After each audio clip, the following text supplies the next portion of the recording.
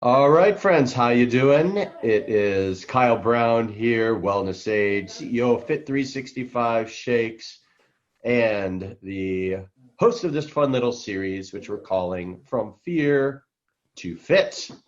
So I said, if I'm going to be doing something like this, I'm going to pull out all the weapons, everybody from every side with every mindset, every personality, every standpoint. So I brought on a good friend of mine who's actually my neighborhood shaman, virtual neighborhood shaman. Makhosi, how you doing? Fantastic. How are you? Awesome. I'm phenomenal. I'll start for those of you within our community who's not familiar yet with Makhosi. I'll give you a little bit on her background. She is on a mission to help spiritual visionaries self-actualize for more purpose, power, and prosperity by expanding their consciousness and aligning with their unique energy. By utilizing various spiritual gifts as a shaman, divine avatar, and master spiritual teacher, she assists others to uncover who they really are and break through the blocks keeping them from reaching their full potential. And I can say that this is not just a bio, it is a living, breathing document. I have lived, I have breathed, I have experienced some pretty epic experiences since we sat down and you asked me, hey, Kyle, do you even know what I do? And That my was a initial fun thought, combo. yeah, well, I think I started that conversation with, I don't know, you got really cool hair. I like your dreads. Not sure what you do. I know you're in this mastermind with me, but what exactly is it that you do? Yeah, So that was just like an epic weekend, right? Well, just was it a weekend? It was kind of like a end of the week moving into the weekend. it's one of those things where you just sort of look at the concept of serendipity. And serendipity can either be a cute little movie that you watch with John Cusack. This is, wow, that's interesting. Interesting little things happen in the world. And serendipity can also be like a giant smack you in the face with like, hey, shut up, stop talking, listen, pay attention. I got some stuff for you here, right? Yeah, I absolutely love those. Those are the ones that I'm always like, okay, let me make sure that I'm completely present for each and every every moment of this because clearly there's something that I'm supposed to be getting from this moment. And Yes. it's like magic, but it doesn't have all the fun, you know, purple aura and fantastic glitters and stuff to be like, hey, pay attention to me. But anyone who has any level of awareness can clearly see that there's a message that they're supposed to get. Yes. Well, I want to start by digging into um, the concepts of shamanism for a minute, just a really basic separation between, I know there's multiple different pathways within shamanism. I've heard eight. And a lot of people are getting introduced to shamanism through the plant pathway. And for you, we sat there and it was like, yep, I'm just drinking water, which made it even more absolutely epic and real for me. So do you want to explain a little bit sort of maybe about your journey first and foremost and kind of how you went from corporate in towards shamanism? I think that'd be a pretty fascinating start. Oh my gosh. Okay. Well, I think that there's a lot of misunderstanding about what shamanism is, right? Right. And also that a shaman is something that's separate. They are not the same thing. So what Yes. people actually call shamanism is actually animism, which is the understanding that everything has a spirit or a non-physical component to it, and then it becomes a physical representation of that, right? Um, Yes. and then the shaman, there's a lot of misunderstanding around what a shaman is because a lot of people think the shaman is the spiritual abilities, but there are people who have these spiritual abilities who are not called to be a shaman. A shaman is actually a role that a person is called by birth. They literally are born to fulfill this role as the bridge between the unseen realm and the physical realm. And there's a very kind of specific way that looks. But even within that, like you were just mentioning, there are different paths of a shaman, even within that. So it's a very complex thing. And a lot of people, those of us from the West, it's a hard thing to grasp an understanding of how truly complex the spiritual realm is. And even when I'm using the word shaman, right? Yeah. Like you and I have had this conversation before. When I'm using the word shaman, that has a very specific connotation. And so I do want to just be clear that I'm technically a Sangoma, which is a Zulu shaman, because I initiated in the Zulu lineages in South Africa. But I use the word shaman because that's just the word that people hear, Right. understand more. Totally, they understand that better. totally. It's like, meeting people where they are, right? You have to meet people where you are, and note that there is a very extensive process that goes into true shamanism. The dude who sold you weed when you were in high school is not a shaman, okay? Just because he took you into outer space, that guy is not a shaman. Yeah. So, listen, and you know what's crazy too is so many people associate shamanism automatically with plant medicine. More specifically, like the hallucinogenic type, right? Like ayahuasca and iboga, et cetera, et cetera. And I use none of them. Actually, I've never used those plant medicines. But in my initiatic process, there were certain plant medicines that we use for cleansing purposes, healing, et cetera. But I never used any hallucinogenic kinds, and I don't use those in my work at all. In fact, I use very little in my work. Right, Kyle? right. Yet the physiological responses that I have experienced, that others experience while utilizing these tools and having this level of feeling into awareness is profound. It's incredibly profound, right? Most people know like, oh, I can feel something. I drink alcohol and I feel this feeling. Or if they've smoked marijuana, depending on what state they live in, whether or not it's legal, they've had this feeling that they've had.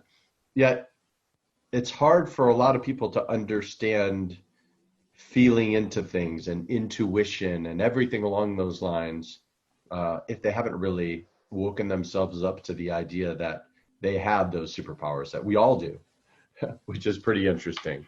So why don't you tap in a little bit to telling us your take on intuitive skills, superpowers, if you will, how to access them, and then we'll dig a little bit into going from the state of fear into fit, utilizing those skills. Yeah. I think it's important for us to be really clear that these are quote unquote superpowers, right? That everyone has access to. And so I don't want people to think like, oh, this person is a shaman, right? Or in my case, an avatar, but also a shaman as the role, right? Right. But everyone has access to many just very standard spiritual gifts, spiritual abilities, right? Like their intuition, their gut instincts, their dreams, etc. All of those are communications that everyone has access to. And then each person also has some more unique energetic abilities that can be activated, that can be developed. And a lot of people either they had no idea that they were there. And so we have to get really clear on, okay, these are the abilities, and now let's work on actually developing them. And then also some people just downright downplay them, because we live in a society that says, hey, your mind is the king, right? And so you just put all your energy in being logical and analytical, but you have a superior intelligence in your spirit, right? And Right. that is the part of you that sees beyond this time and this place. It sees beyond the logic that you're creating to justify whatever your ego wants or your Yes. identity wants in that moment. I know for me, you had asked me a little bit about my process. And in my initiation, even though I was like consciously aware that I'm an initiation, I was aware of that for, I think that was probably like a 5-year process from the time I started to the time I graduated as a Sangoma. But it actually started much earlier than that through the activation and development of my spiritual abilities that I was born with. I would say probably, we could say my whole life, but really intensely since, let's see, 15 years? Yes. Something like that. So it is not a quick process. But the interesting thing about spiritual gifts, especially in my process, is you get to a place where you've developed your spiritual abilities or your intuition and your clairvoyance and claircognizant. And because I have had so many initiations and I come with so many spirits, I have all of those abilities. But you get to a place where you actually trust those more than anything that you're seeing in the physical. Yes. And when you get to that place, I had to get there before I could become a shaman, right? Because really what a shaman is about is being able to see what's beyond the veil and also transform energy, right? In order to be able to heal people, in order to be able to help them. And in my case, really what I'm doing is initiating people into their purpose, into what they were really, what they're really here for. So people who like to go through different routes and make shifts in their life and in their business and are used to like, well, if I take this like fast 3-month certification online, I can now call myself a neuro brain psychological coach expert, or they do that with fitness. And there's some of us who go about like really complicated multi-year studying practices of really deep diving. And then they, become this, strength and conditioning specialist, for example, or clinical nutritionist or whatnot in different fields. I think it's important for people to note that shamanism at its true highest sense and everything that comes along with being a Sangoma is a complicated 5-year process that isn't a multiple choice or a true or false test, is it? No, there are tests. That is part of it. And, me saying that it took me 5 years is not, it's a very, very complex thing. We're talking about really having to decondition. Yeah. So most of that time was like deconditioning myself out of being so in the physical, being so analytical, and being able to tap into spirit at will in order to be able to pass those tests, which PS they're not a paper test. But there are people, I will say this too. There are, like, most of my initiation, getting the thumbs up from spirit right now. Yeah. There are multiple, really two different ways that people are initiated to become a shaman. Mm-hmm. One of those ways, the most common way, is to go through an initiatic process where Right. you have someone that's teaching. And then after you come out on the other side, you are still using the modalities from that teacher. Totally. Most of my initiation was led by spirits, by my ancestors, by non-physical entities, which you would call gods and goddesses, right? Yeah. And there's some really crazy things that happened. We could get into that if you wanted to, but so in that process, I essentially was going through initiation in the non-physical realm. Mm-hmm. And so I then needed someone physical to kind of cement it in the physical. So that part went much faster. But the short and sweet of all of that is anyone who is really called to become a shaman in whatever capacity, it's not something that they want, because there's this intuitive knowing of what it means. So it's in South Africa, people run from their calling, some to the point of death. They avoid it that much because it is very hard, very, very hard to go through the initiatic process. But then even the lifestyle on the other side has its own set of challenges. Your life really isn't yours anymore. Right. Let's take that into some of those things that are popping up now with everything that's going on a global level, global fear, words like pandemic, crisis. I mean, from a psychological standpoint, fear-based words that can pop into our brain that can have a profound impact on how we think, act, move, believe, visualize are out of control. I mean, they're happening more than candy advertisements used to happen. That would make you want to eat candy as a little kid. Now it's just like, what can I avoid? I don't want to breathe. Tell me a little bit about how you're feeling into this global energy and how is it really affecting you personally right now? Well, I can say for me, I knew that this was going to be coming for a while.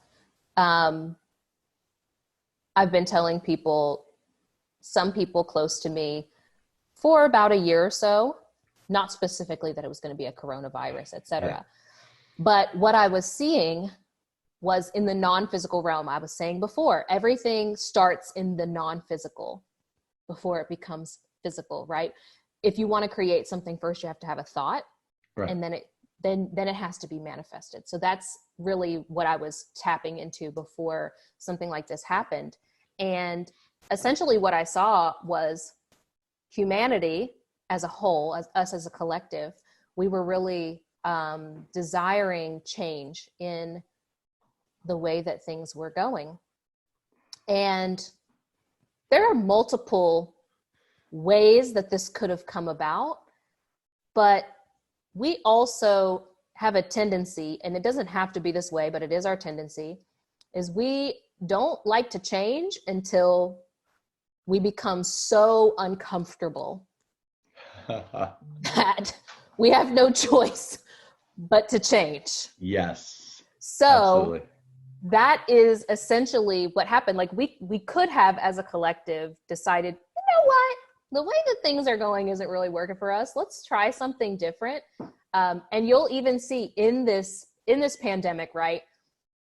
We had an opportunity to kind of just rip the Band-Aid off, right? Like if everyone would have taken it seriously and said, hey, we're going on lockdown for 2 or 3 weeks, and then boom, we'll be done with this, right? Right. But we didn't do that. Oh. We were like really slowly pulling off the Band-Aid, and there's still too many people who think there is no Band-Aid. right. So they're all like, hey, we're just still doing our thing. I haven't Yeah. seen a neighbor in 6 months anyway. What's the difference? Right. Right. And so we're like really, really drawing it out. But there's a huge opportunity for those, you know, a lot of people are calling this the Great Awakening, and it is actually that, but it's not what everyone is thinking. It's not everybody's going to become aware, and conscious of what's happening. The majority of people will still operate in reactive mode, and that is correct for them. That is what is right for them in whatever stage of their soul journey that they're on. But those of us who came here for a greater impact, and to really assist in this shift that's happening, there are going to be more of those people waking up during this time. And I'm kind of excited about that. Okay, so that's something I want to dig into just for a quick second here, because I think I'm an analogy guy, so I'm going to bring this into sports, right? Okay. So, and tell me if I'm along the lines on this one. Okay, well, So, wait, hey, yeah. Now you know. Yeah. Sports and I, we are not besties. So Here's make the sure beauty. you don't know. You don't need to know sports to use my analogies. We're good. Okay, right? good. And I'm sure there's plenty of people listening like, what the heck's a sport? I'm personally in mourning right now, missing sports. It's like, how often can I watch like a 1974 sports game and get excited when you already know the outcome? It's kind of boring. Yeah, that's right? my husband. My husband's doing that right now. Okay. So right now,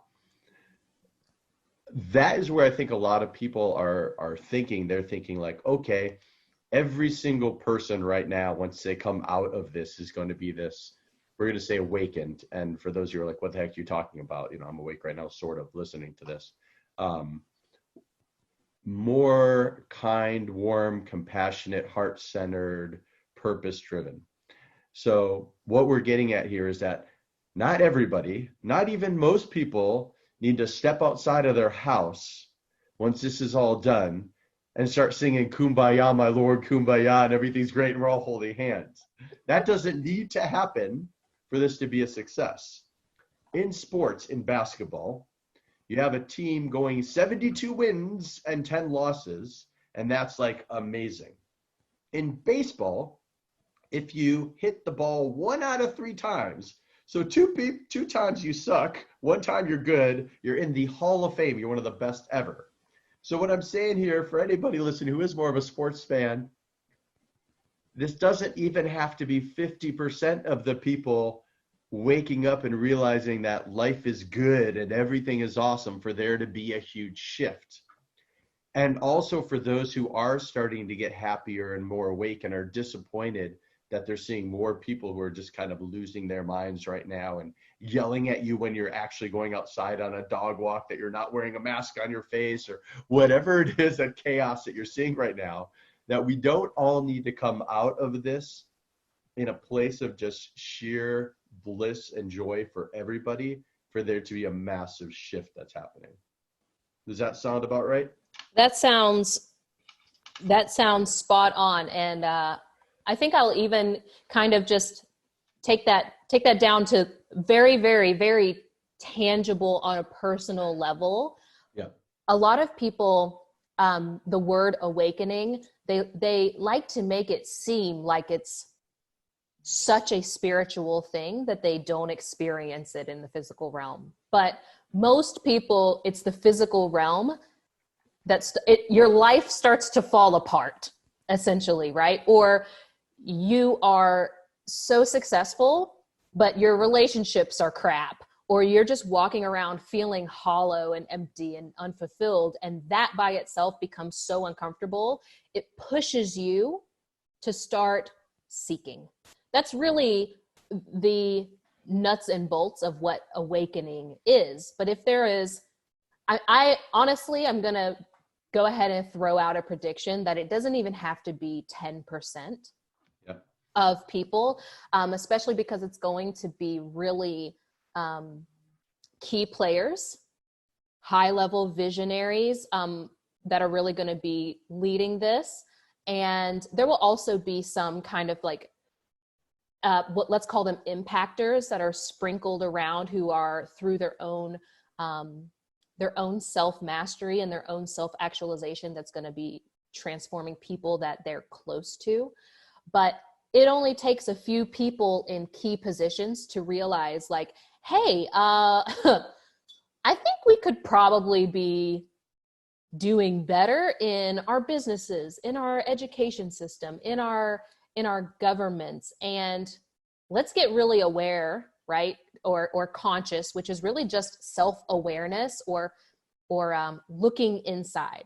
So if our government would become conscious, right, or become awakened, that's a weird, crazy thought, right? Oh God. But a government that's awakened might look like maybe someone like Costa Rica, right, who decided to disband their army and take responsibility for their own country instead of focusing so much on what other countries are doing, right? Let's work on ourselves.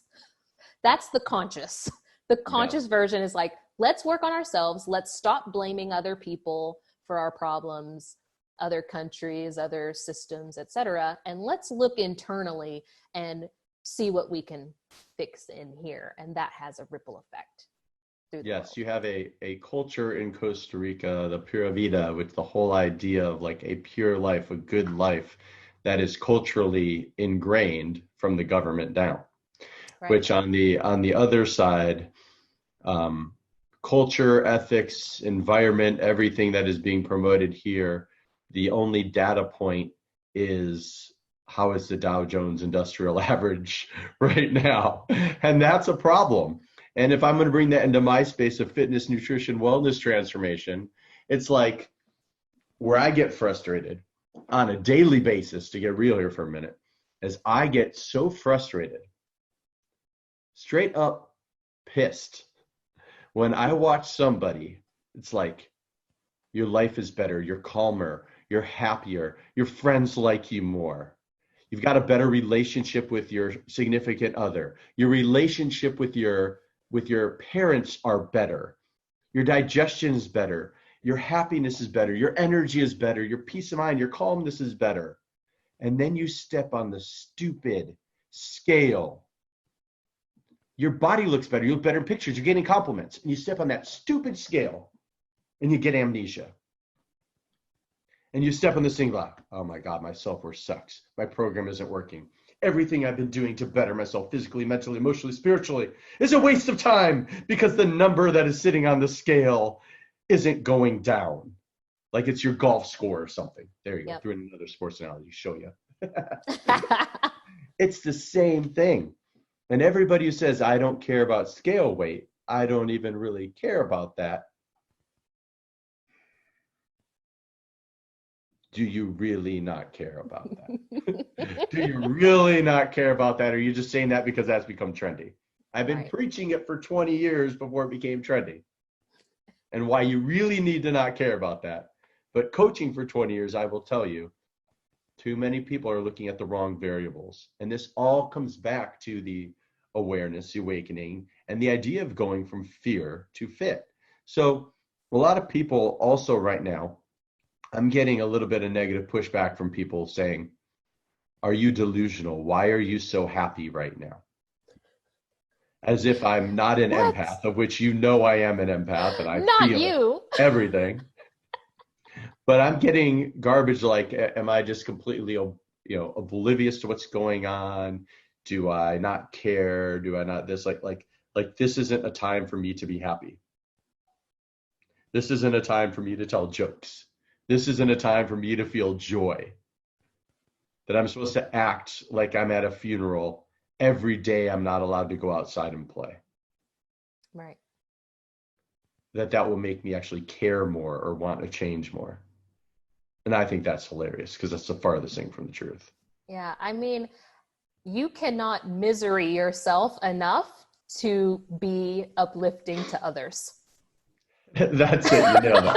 You can't misery yourself enough to be uplifting to others. That is it right there. Yeah. You can't misery yourself enough to get out of fear. You can't shame yourself enough to start losing weight. You can't eat enough ice cream to make you want to start eating carrots. It doesn't work that way. Right. You can't yell at yourself enough and call yourself a piece of shit enough to make you want to start working out. Yeah, so inspiring. It's so inspiring. Oh my God. You know, Kyle, why are you such a nice coach? You know, you've been so nice to me and telling me these things, but can't you yell at me more? I've been told that before too. I bet you have, because people have come to expect that. And anytime that you run counter to what they believe is the only way to get results, then, but what's crazy about that is that's why they came in the first place, right? Because what they were doing wasn't working. And then they come and then want you to be exactly the same as this thing that wasn't working. I want to leave this abusive relationship I'm in. I want to stop self-abusing myself over eating this food. I want to stop the abuse. But can you be abusive to me? Because that's what I know. Mm-hmm. My family was abusive. My parents were abusive. Like dictatorial relationships that are abusive, that's not the way you get there. And I think that's a perfect transition and segue into what's going on right now, which is just like my personal, we'll call it awakening experience or elevation experience going on right now, is that the way out of fear isn't through force. It's through much more divine feminine surrender, and everything along those lines. And it's also what can create flow. And as a master in the awareness of that, I would love for you to expand on what the heck did you say? Kyle, does that mean that I need to start wearing a dress in the office every day? like what are you getting at, buddy? Tell me, help me out here. What do you mean by divine feminine and surrender and like are you giving up the castle? What's going on? I thought you were an alpha and a leader.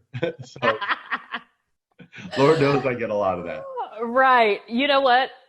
It's so funny because whenever we first met in person, and I was like, man, I've got to tell him really about this key component that's really going to open up everything, right? Because whenever we met, there was, of course, no one was going to be able to see it, but of course I can see it.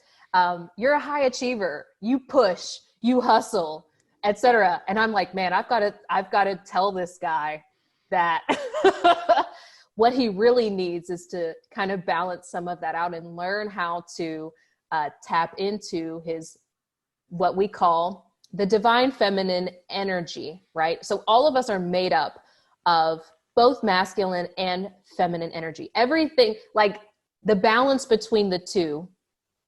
I hate even using the word balance because people automatically think it means 50-50, but harmony. Thank you. The harmony between the masculine and the feminine is what even allows this to exist. And that exists within each and every one of us, but just in different amounts. But what we have right now is a society that really glorifies the masculine side. And because of that, anytime that you have extremism on either end, you're going to have problems. We call that sickness, right? Yes. Like being too in your masculine and not in touch with the feminine component or the feminine energy throws you out of whack, leads to burnout, leads to just hitting your head up against the wall, pushing so hard and not actually progressing. That's where the plateaus happen. Mm-hmm. But the feminine aspect is that energy that is more nurturing, more patient, more collaborative, surrendering, flowing, present, right? um, more emotional rather than analytical, etc. So what a lot of people are finding is they are experiencing some of the symptoms of being too in the masculine, and then we have to kind of bring their awareness to more of their feminine energy. Not that they have to become feminine, right? I know a lot of your listeners are even though they may be women. Yeah. There's a lot of women, and hey, raising my hand, I am one of them, who was so much in the masculine that I ended up literally running myself into the ground. But it wasn't until really mastering both energies and learning how to tap into them at any given moment at will that I really tapped into my inner power. And now that's something that I encourage other people to do too, and of course help them through that. Yes, I think that's a huge thing to note for so many women in the workplace, especially where they feel like the only way they'll be heard is by tapping into their masculine power. And that may get them heard for a second, but that won't get them what they ultimately desire. They over tap in. Yeah, I mean, have women, there are women that are doing it, right? Mm-hmm. There are women, but I actually think, and this is going to be some radical, I don't know anybody else that's out there saying this, but I absolutely believe that part of the reason why we don't have more women in leadership roles is because they essentially have denied their feminine essence, which is their power. Yep. Like a woman, her power, especially if she's a feminine woman, right? There are women who are born with more masculine energy. Yeah, absolutely. We can dig into that later. But most women that are feminine women, their power is in the feminine. And so whenever they learn how to really tap into that and then bring it into their work, that's when freaking magic happens. It's like the feminine energy is so magnetic. It doesn't push anything. It attracts everything to it with flow and ease and grace and fun and laughter. And that becomes, I think we've all met someone like that. That's just like so magnetic. You just want to be around them. You want to do more for them. You want to help them, right? And that is going to be the key for sheer charisma, right? Yeah. Just the idea of being a charismatic person that draws people in, be it comedy and laid backness and cracking some jokes and having some fun. The person everyone just kind of like, I just want to be around that. That's feminine energy. And it doesn't mean it's effeminate, but that is a form of feminine energy. It's just an exuding. Mm-hmm. Absolutely. So if somebody wants to get out of this fear state immediately, they're panicking over everything's going on. And let's say they've actually been personally hit. They're out of job right now. And they're like, I haven't worked in a few weeks. And this little vacation has been okay and all, but it's really not feeling like a vacation to me. It's been utter chaos.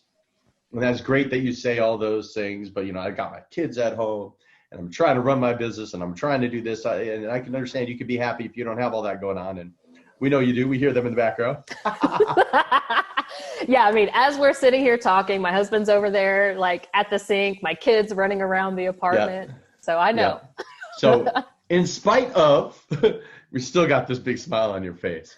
So if somebody wants to have an experience of everything going on with Corona, where they still find their happiness, find their bliss in spite of, what would be maybe a couple of things that you've been doing, you've been seeing, or you've been advising? So this is really interesting. And again, I like to zig when everybody zags. And a lot of people right now are putting a lot of shoulds on this situation. Oh, if you're off work for all this time, then you should come out with a new skill, a new a new path, a new blah, blah, blah, blah, blah, blah, blah, blah, blah, right? And a lot of us have been so in busy mode. Like as a collective, that's really where the problem was. People are really struggling with now having to be present with themselves, present with their spouse, present with their kids, and you can't just ignore them. You have to be there. And a lot of people's lives are falling apart because they are seeing the truth of what they were trying to just avoid with that, glass of wine every night and avoidance behavior and just stay busy so I don't have to deal.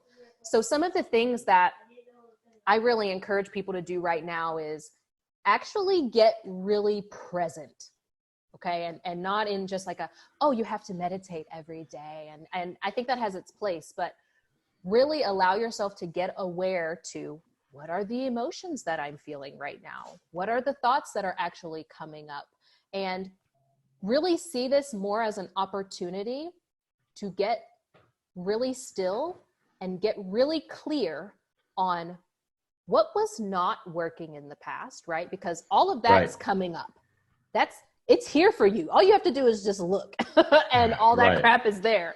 So get really clear on what wasn't working for me and what is my deepest desire to see in the future, and really just allow that to sit in. A lot of people think that creation happens in the doing. Creation does not happen in the doing. Any woman that's ever carried a child to term, right? She's not actively doing anything during those 9 months. Well, really it's 10 months, but she's not actively doing anything, but she's creating a whole freaking human being.